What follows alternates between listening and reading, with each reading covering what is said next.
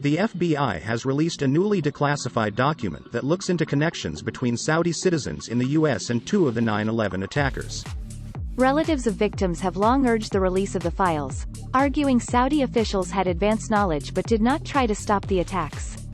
But the document provides no evidence that the Saudi government was linked to the 9/11 plot. 15 of the 19 plane hijackers were Saudi nationals. Ahead of the declassification, the Saudi embassy in Washington welcomed the release and once again denied any link between the kingdom and the hijackers, describing such claims as false and malicious.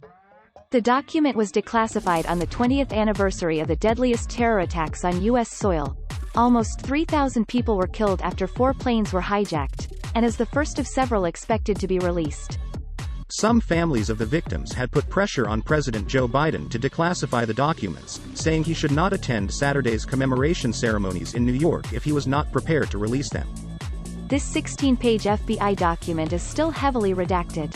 It is based on interviews with a source whose identity is classified and outlines contacts between a number of Saudi nationals and 2 of the hijackers, Nawaf al-Hazmi and Khalid al-Midhar. The hijackers posed as students to enter the U.S. in 2000. The FBI memo says they then received significant logistical support from Omar al-Bayoumi, who witnesses said was a frequent visitor to the Saudi consulate in Los Angeles despite his official status at the time as a student. Mr. Bayoumi, the source tells the FBI, had very high status at the consulate. Bayoumi's assistance to Hamzi and Midha included translation, travel, lodging and financing, the memo said. The FBI document also says there were links between the 2 hijackers and Fahad al-Thumairy, a conservative imam at the King Fahad Mosque in Los Angeles. He was described by sources as having extremist beliefs. Both Mr. Bayoumi and Mr. Thumairy left the U.S. weeks before the 9/11 attacks, according to the AP news agency. The agency also quoted Jim Kreinler, a lawyer for the relatives of 9/11 victims, as saying that the released document did validate the arguments we have made in the litigation regarding the Saudi government's responsibility for the 9/11 attacks. Last month, a lawsuit launched by relatives saw several top former Saudi officials questioned under oath. The administrations of George W. Bush, Barack Obama and Donald Trump all declined to declassify the documents, citing national security concerns. But Joe Biden last week ordered a review of investigative documents, telling officials to release what they could over the next 6 months.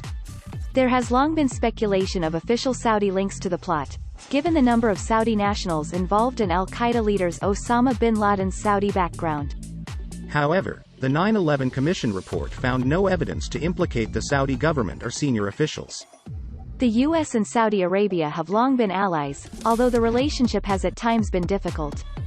Donald Trump strengthened ties, but Joe Biden called Saudi Arabia a pariah for its part in the gruesome murder of Saudi journalist Jamal Khashoggi in Turkey. The BBC's Frank Gardner says Mr. Biden has since softened his stance towards most powerful man in Saudi Arabia, Crown Prince Mohammed bin Salman, reflecting the hard reality of the importance of the alliance.